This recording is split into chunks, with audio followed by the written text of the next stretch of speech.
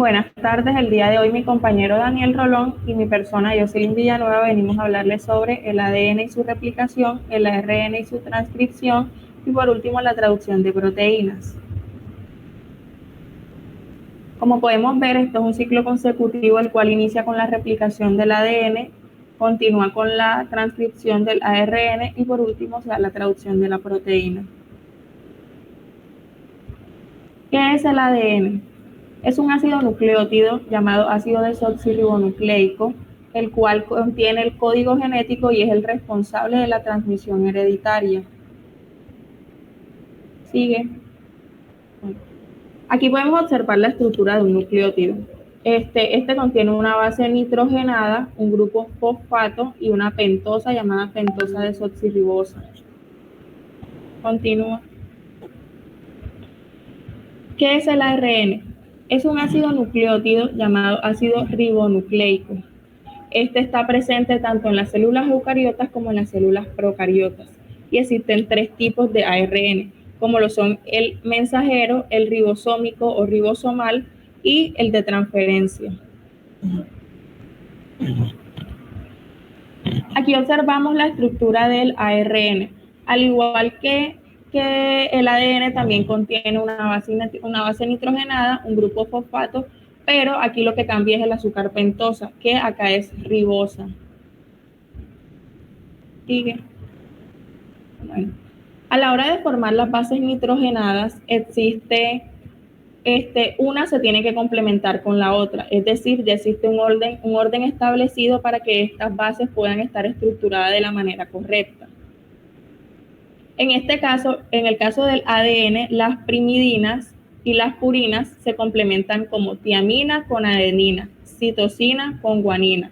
Y en el caso del ARN, se complementa el uracilo con la adenina y la citosina con la guanina.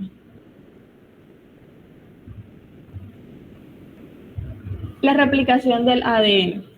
Esta inicia mediante una enzima que separa los puentes de hidrógeno que unen las bases del ADN, generando dos hebras o lo denominado horquillas de replicación.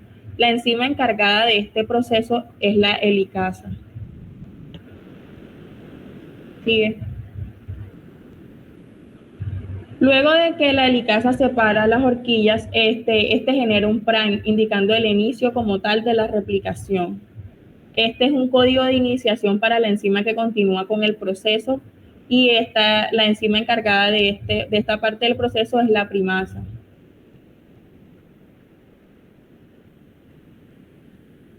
Luego aparece el DNA polimerasa, que es el encargado de completar las bases nitrogenadas. Este solo puede hacerlo en dirección 5'3' de izquierda a derecha. En la hebra inferior el proceso es distinto porque la dirección es opuesta. La primasa es la que genera los primes de manera secuencial y esta se le denomina hebra discontinua.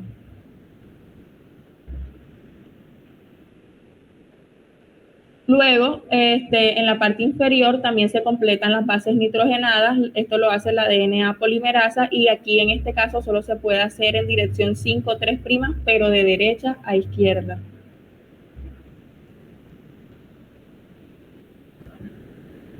Luego aparece la exonucleasa, que esta se encarga de eliminar los primes que no tienen un orden, no ordenan la secuencia de forma correcta.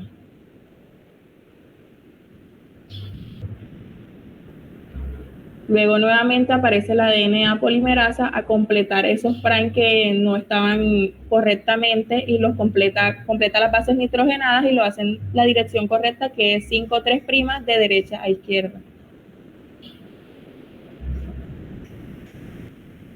Luego se unen los fragmentos de los ácidos nucleótidos y se termina el proceso. Dando como resultado dos partículas de ADN idénticas. Esto lo hace la enzima DNA ligasa.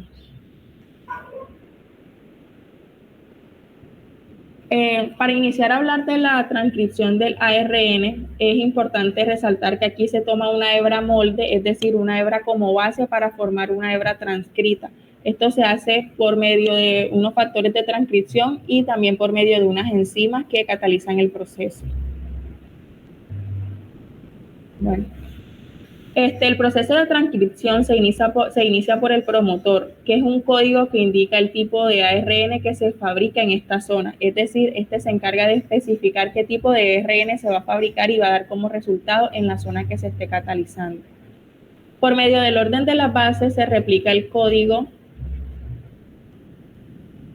Por medio del orden de las bases se replica el código contenido en el ADN en forma de ARN y da como resultado el tipo de ARN que se adquiera, ya sea mensajero, ribosómico o de transferencia. A continuación, mi compañero Daniel les va a seguir argumentando y explicando la continuación del tema.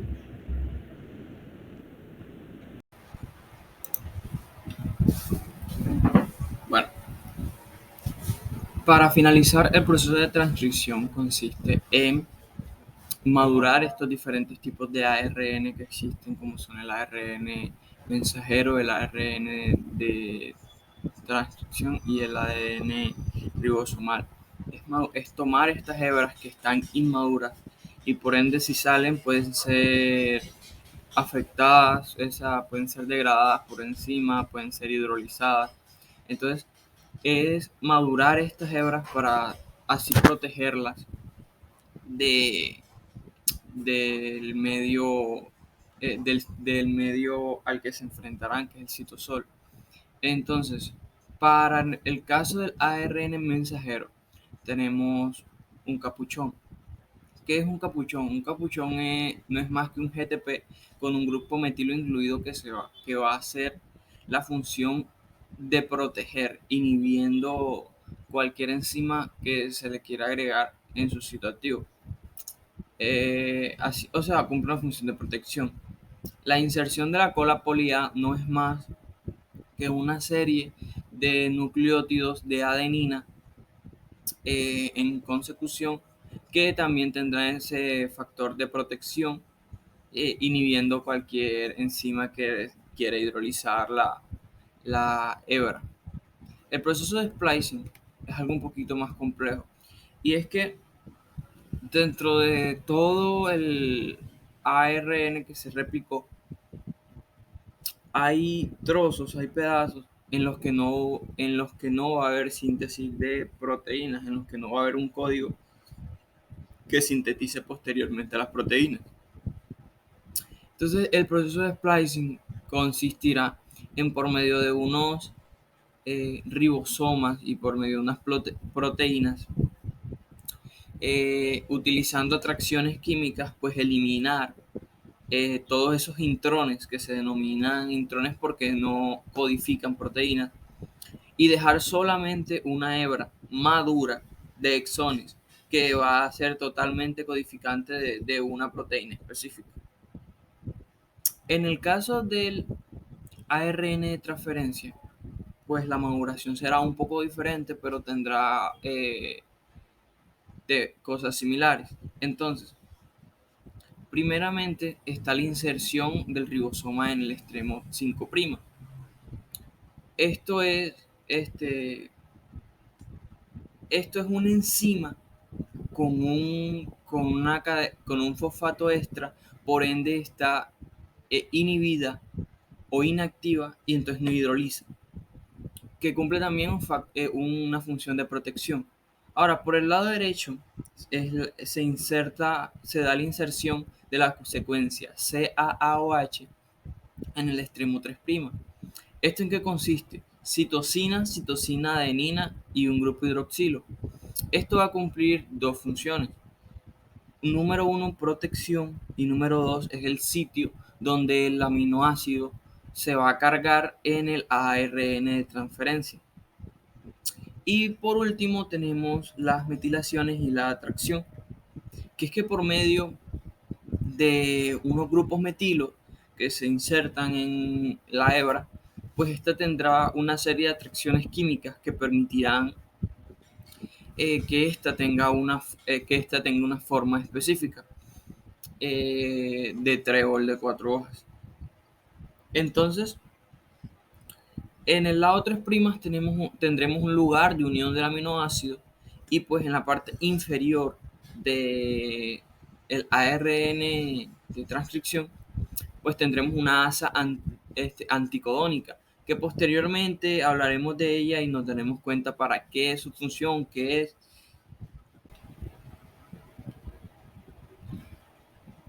En cuanto al proceso de traducción de proteínas, es necesario recordar ciertos puntos claves que nos permitirán entender cómo se da este proceso. Y para realizarlo necesitamos tanto un ribosoma como un ARN de mensajero como un ARN de transferencia cargado. Aquí observamos de la parte derecha pues los nucleótidos del ARN mensajero que se unirán a los nucleótidos del ARN de transporte, de transferencia. Para ello es necesario la utilización y entender qué son los codones y qué es la asa anticodónica. Entonces, un codón es una serie de 3 nucleótidos en un orden específico que van a codificar factores como el inicio de la proteína, la finalización de la proteína, qué aminoácidos, en qué orden va a tener esta cadena polipeptídica y nos va a permitir transformar este idioma de nucleótidos pues en un idioma de aminoácidos. Aquí, como vemos, la traducción no es más que convertir este idioma de aminoácidos, de nucleótidos que se encuentra en el ARN mensajero y transformarlo en un idioma de aminoácidos que viene siendo una cadena polipéptida o una proteína. Para ello, el proceso requiere una serie de puntos claves, dentro de los cuales tenemos la activación del aminoácido, que no es más que un proceso que consiste en la unión de un aminoácido específico a un ARN de transporte. Esto tiene un gasto energético de un ATP y nos da como resultado un ARNT cargado. ¿Cargado de qué? Del aminoácido específico. Este aminoácido y este ARNT se unirán por medio de una enzima llamada la aminoácido ARNT sintetasa, que solo unirá ese aminoácido específico a la ARNT dependiendo del orden de su asa anticodónica o de su o de los nucleótidos que definen qué aminoácido va a ir ahí. Posteriormente se da la iniciación. Para la iniciación debemos comprender que el ribosoma tiene un sitio aminoácido y un sitio peptidil. Por el lado del sitio aminoácido entrará este ARN mensajero acoplado con un código de iniciación que para todas las proteínas y de todos los seres vivos va a ser adenina uracilo-guanina, que su complemento del ARNT será uracilo-adenina citosina y va a codificar o va a ser el código de complemento de la metionina. O sea, toda proteína de todo ser vivo va a comenzar con metionina. Posteriormente, se dará el proceso de elongación y para ello debe pasar este código, este codón que codifica metionina, debe pasar del sitio aminoácido al sitio peptidil para permitir la entrada a otro aminoácido o a otro ARNT cargado de un aminoácido. Entonces, la inserción de este nuevo ARNT tendrá un costo energético de un GTP. Y, es, y esto relaciona los codones con la asa anticodónica en una dirección o un sentido 5'3'. O sea, que podemos ver varios aminoácidos que en este punto estos dos aminoácidos no están unidos. Lo que sí está unido es los nucleótidos de los ARN por medio de bases nitrógenas, por medio de sus bases nitrogenadas utilizando puentes de hidrógeno. Para poder separar este ARNT cargado de la metionina y unirlo a la alanina, unir la metionina con la alanina, primero debemos separar este ARNT de la metionina. Para ello, primero debemos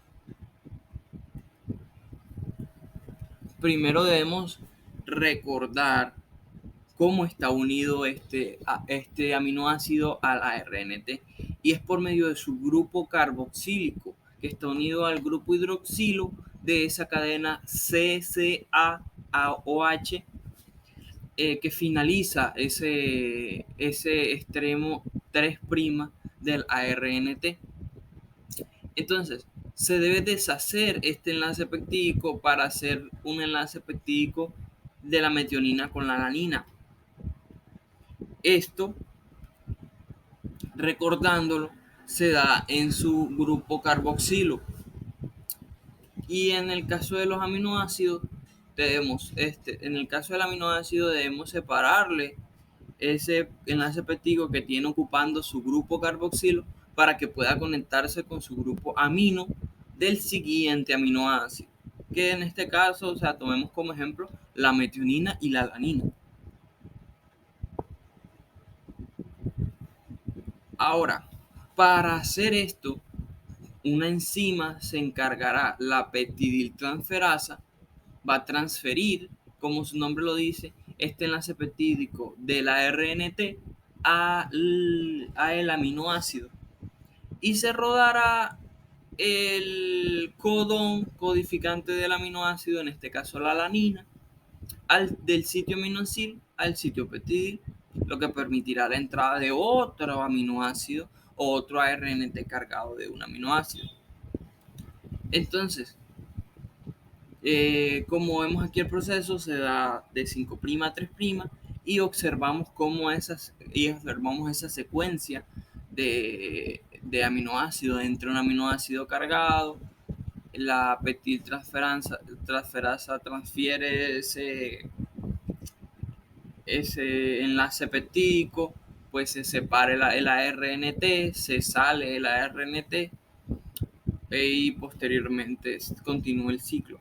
¿Hasta qué punto continúa? Hasta que encuentra un código de finalización, que es el último proceso, y este código tendrá será un codón uracilo-adenina-adenina, uracilo-adenina-guanina, uracilo-guanina-adenina, que tendrá unos factores de finalización que permitirán el desacople del ribosoma del ARN mensajero y pues el desacople de esa cadena polipeptídica, lo que permitirá finalizar ese proceso de traducción, a lo que posteriormente seguirá unos procesos que determinarán la forma,